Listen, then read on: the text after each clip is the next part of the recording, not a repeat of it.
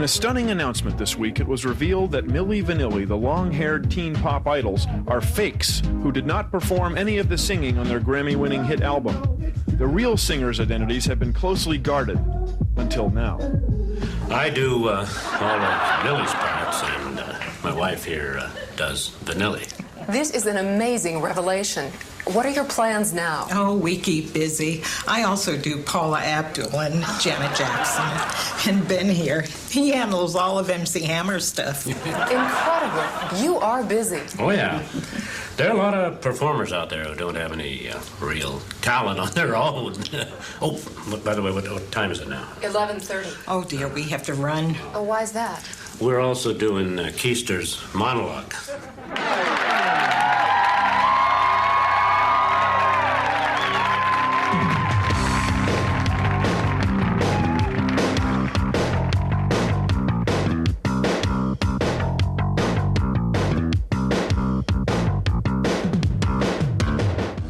This is Almost Live, where Thanksgiving is coming up, a warm and traditional time of turkey and dressing and sweet potatoes and cranberries and crab cakes and cornmeal mash and pig's feet and tongue and beef brains and goat eyes and... Look, why don't you just drop it?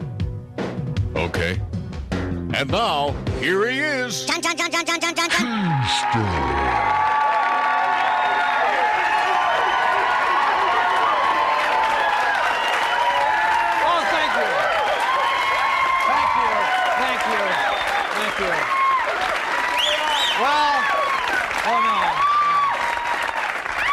Well, what do you know? The Apple Cup between the University of Washington and Wazoo was played today, and once again, the Cougars lost. Oh, well, you know, yeah, a lot of sad faces here in Seattle about that. Apparently, the Cougars have been having a lot of trouble recruiting players since Idaho raised the drinking age to 21, which is a big problem there. Actually, Wazoo, you may have saw this today if you watched, tried an interesting strategy this year. They attempted to delay the game by phoning in a bomb threat, which is true. The plan backfired, though, because as one of the Cougars said, hey, we're always bombed anyway. So, you know. The other big college news is that the tuition is going to jump next year. You may have seen that on Wednesday, the state announced that students, or more accurately, their parents, are going to have to shell out some big bucks to stay in our institutions of higher learning. But that's good, because they're going to use that money to fund some terrific new projects at colleges and universities around Washington. For example, at Evergreen, they're going to commission a bronze statue of Jerry Garcia, which is good. They're going to buy Birkenstocks for the entire senior class. And they're going to establish a new degree program in MFHS, Master of Fine Hacky Sack, which is good. At the University of Washington, they're going to find a cure for husky fever. They're going to bring beginning professors' pay up to the level of Dick's Drive-In. Most important, they're going to get that smell out of the IMA building. At Washington State, they're going to buy some more cows. They're going to pave the road into town, and they're going to go drinking. Yeah! All right. A lot of beer money there. A lot of beer money. You know, that's very exciting news, and we're very excited at Almost Live because it's the beginning of the Christmas shopping season, and that means there are going to be lots of high-quality advertisements on our show to help you, the viewing public, choose wonderful gifts for your friends and family. And we're proud to kick off the season with a new sponsor. Clap on, clap off. America has made the clapper a huge success at $19.95. But what about when your hands are full of your favorite snacks? You can't clap. You can't reach the button. Oh, no. Now what? You need the kicker. Kick on, kick off, kick on, kick off, the kicker. Now try the new Screamer. Scream on, scream off, scream on, scream off, the screamer. Great for late night reading. And no house is complete without the Slapper. Slap on, slap off, slap on, slap off, the slapper. And the all-new Blow to the Solar Plexuser. Blow on, blow off, blow on, blow off, the blow to the solar plexuser. And if you order before midnight, get all four for just $29.95. Hook them together for hours of fun. Okay,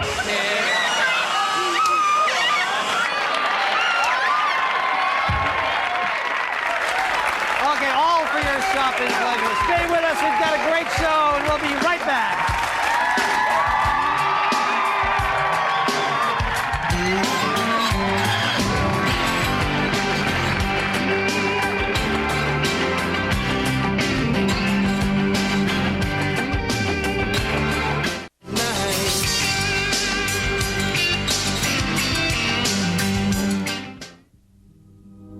And now, male brain. And female brain. Oh, what a babe. Bad shoes.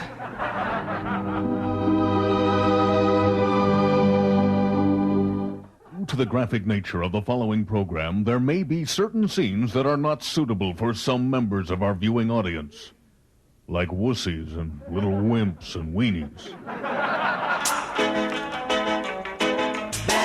Bad boys, what you gonna do? What you gonna do when they come for you? Bad boys, what you gonna do? Cops on Mercer Island. Yeah, you know, a lot of people think of Mercer Island as just some sort of, playground for the rich. But the fact is there's a lot of serious crime here. Got to do a lot of police work. Yeah, we've got a 1047 down at the yacht club. Officer requiring assistance. Roger, this is 203. I'm near that area. What intersection is that? Oh, hold it. I see him. Hold on. What are you saying? It's not the real stuff? Is that what you're saying? All right, hold it. Hold it. What do we got here? Evian at all. Hold it. Okay, Dad, this individual says that this gentleman sold him some water, and it's not actually Evian water. Yeah, this isn't guy's Evian. ripping What are you water. selling? Yes, it's Evian water. This is Evian water. Yes. You're selling Evian water. Absolutely. All right, let me try it out here.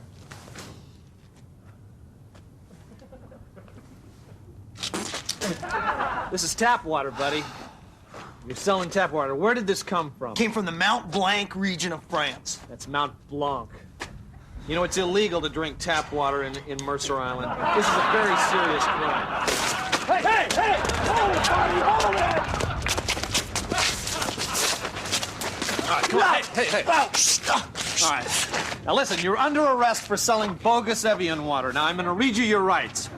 You have the right to remain silent, although you can discuss real estate and boat taxes. If you don't have an attorney, we'll go down to the yacht club and we'll get you one. You have the right to have your colors done before any questioning. Now, do you understand each of these rights as I've explained them to you? Yes, I do.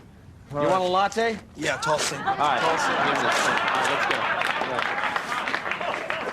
Yeah, you know, this is a beautiful place. You're not going to find a more beautiful town anywhere in the world, but more important, it's friendly. The people here are very friendly. Whoa, what do we got here? What do we have here? Hey there, buddy. Hey. Hi, how are you? Fine.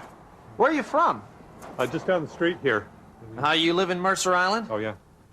Well, I guess you could answer me a few questions. When did BMW go to fuel injection? 78. Okay, what's the best ski resort in Colorado? Lake Placid. Buddy, you're not from Mercer Island. Where are you from? Kent. Yeah, I thought so. Hey, listen, you know, we don't allow people from Kent in Mercer Island. You knew that. I'm going to give you a warning this time. Okay. I'm going to just wait over here. All right, just stay right here. I'm going to call for the evacuation bus to get you out of here, all right? You just stay right there. I don't want to see you here again, okay? Okay. Just stay right there. Thank you. I mean, you know, the guy's from Kent. I feel sorry for him. It's sad, you know, but we just can't have that sort of thing on Mercer Island. Yeah, we have a domestic dispute on the corner of 49th and Island Crest Way. 203, Roger. Oh, man, domestic disturbance. That's the most dangerous call you can go on. It's very scary. I lost a partner on one of those. I don't know what the problem is. It's There's right there. no You problem. can see the No, ball. it was outside the line. No, you Jason, always do this. You never No, do. it was What's outside the line. Time! Now, what's the problem here? I had a perfectly good line She of ball. said outside the line. It was outside the line. Look, I forgot you're always Time. Now listen, under these circumstances, there's no referee here, but by the bylaws of the city of Mercer Island, I can make these decisions. Now you two are going to have to play the point over. No, we're not playing the ball over. It was outside the line. You'll play it over. You're so competitive. It was outside the line. Freeze! Now play the point over. Deuce. What you want, what you want, what you gonna do? Cops on Mercer Island.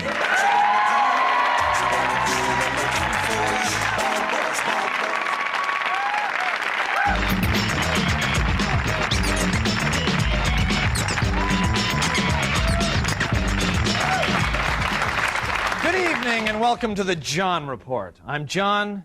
Here's my report. Shoreline Community College is now offering a class on the history of Canada. The first lesson will cover the biggest drunken brawls of the Calgary Stampede. King FM was named the best classical station in the United States by the National Association of Broadcasters. KJR won a similar award from the National Association of People whose lives pretty much ended in 1966. Because of a shortage of manpower, the City of Seattle's Crime Warrant Division is now asking people to turn themselves in. Now, for those considered dangerous, the department requests that they hold a gun on themselves when reporting to authorities. The Los Angeles Times reports that Brian Bosworth has legally changed his name to Bosworth with a Z. Apparently, people were confusing him with another guy named Bosworth who used to be a lame pro football player with a really bad haircut. Sonic guard Dale Ellis has been put on the suspended list. Team officials say Ellis didn't do anything wrong. They're just practicing for the next time he screws up.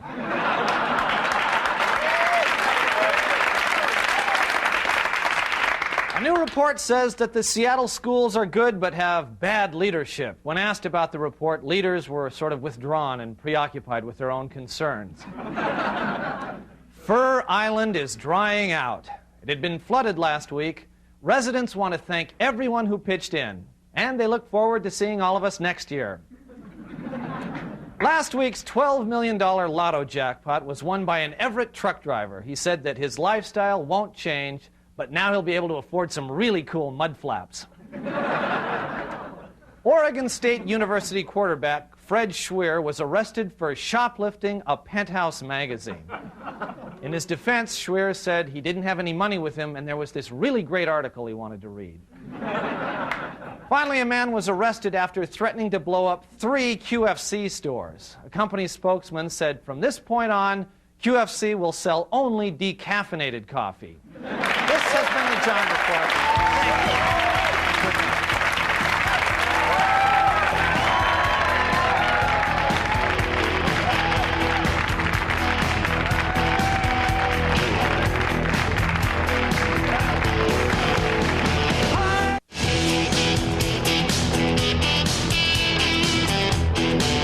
Studio amplification for Almost Live provided by American Music.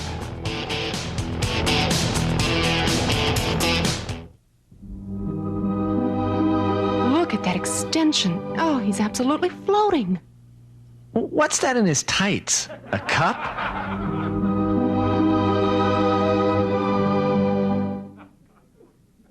Hello, I'm Michael Jordan. I've been asked to endorse a lot of fine products, and I've just been asked to endorse King Television's Almost Live show. No way. No.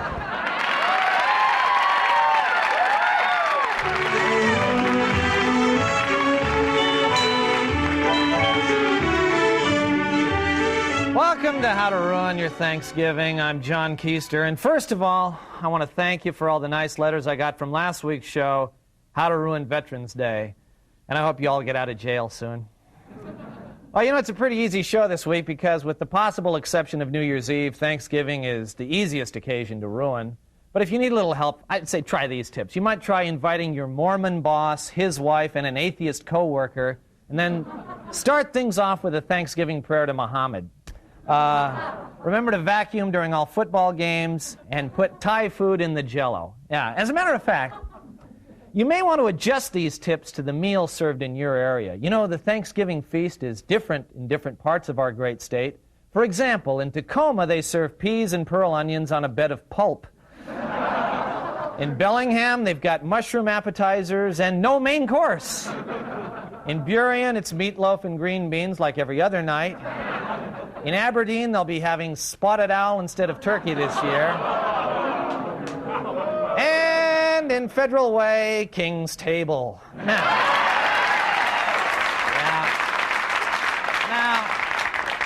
one of the easiest and most effective ways to ruin Thanksgiving is through the creative use of guests. Now, for maximum effect, make sure your guest list has some variation of the following. Cousin Clark, who's on a break from college where he's picked up the mandatory indignant attitude. You know, the so-called Thanksgiving we make such a big deal about, it's nothing more than a celebration of the exploitation of farm animals. Each year, thousands of sexually insecure neo-fascists arm themselves to the teeth with guns and hatchets, then go off to slaughter helpless fat birds that can't even fly. Then they slap each other on the back and congratulate themselves loudly, like they just bagged a rhino. Well, it's because of this good old boy macho ritual I choose to boycott our turkey dinner. I'm calling Domino's. Another major irritant is perky Aunt Joyce, who's so interminably upbeat that she makes all the other guests wish they were dead. Oh, your table setting. Oh, it's just darling. Did you get those chopping block placemats at Nordy's? You know, I saw them there when I finally finished my Christmas shopping last month. What a nightmare. But doesn't it feel good when you're done? Oh, doesn't it feel good? And I just love your apron. Vertical stripes are so flattering. Oh, of course, not that you need it. Here, let me help you fold those napkins. You know, I took a class in special holiday folds. I know how to make them up into the cutest little Mayflower ships. You see, guaranteed to ruin any Thanksgiving celebration. Finally, there's crazy Uncle Walter who thinks that cranberries let people read your mind. He blocks their signals with aluminum foil. They're out there, man, and they can hear everything we say, man. Now, you see how easy it is? Now, a surefire method to put a kink in any Thanksgiving is to produce a football. Now, this will ensure that at halftime, a bunch of 30 and 40-year-old guys will grab it, run onto the lawn, and cause injuries that'll plague them for the rest of their lives. They'll writhe around in agony at the dinner table, but as long as they're around each other, they'll pretend it doesn't hurt and try to eat with movements that won't cause the pain to flare up. And that brings us back to eating. You know, there's a lot of food to eat on Thanksgiving, but more important, there's lots of food to avoid. You know, everybody tries to dodge the canned cranberry sauce. Well, make your guests deal with it. Start a new tradition, the sauce toss. Everybody has to toss it to one another. Whoever drops it has to eat it. Yeah, that ought to liven up the party. And then there's always arguments about how to cut the turkey. Well, I say push it a little farther. Try my way. The gobbler piñata. Yeah! All right. Whoa, look out, Bob. Look out, Bob. Yeah! Well, that ought to do it. That ought to do it. And stay with us. Watch my show next week, How to Ruin Christmas. We'll see ya.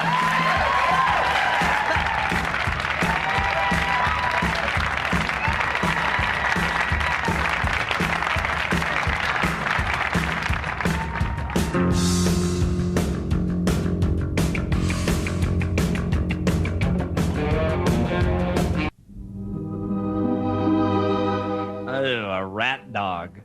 Ew, a rat dog.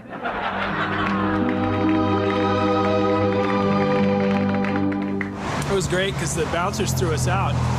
I said, "This is New York. I thought you could do anything in New York." He goes, "Not in this club, you don't." I checked the air in the tires. I checked the windshield wiper. I checked the oil. See, but the thing is, you didn't check the air in your brain. Did we leave those girls there? I think so. I don't remember. We had to go find Mike. He was stuck at some girl's house puking. That's right. We're stuck in Portland, and everybody hated Rob, so nobody gave him a ride. Drink away. Who was that baby you were with last night? That was my brother. Levi's 100% cotton rockers. If you're not wearing rockers, you suck.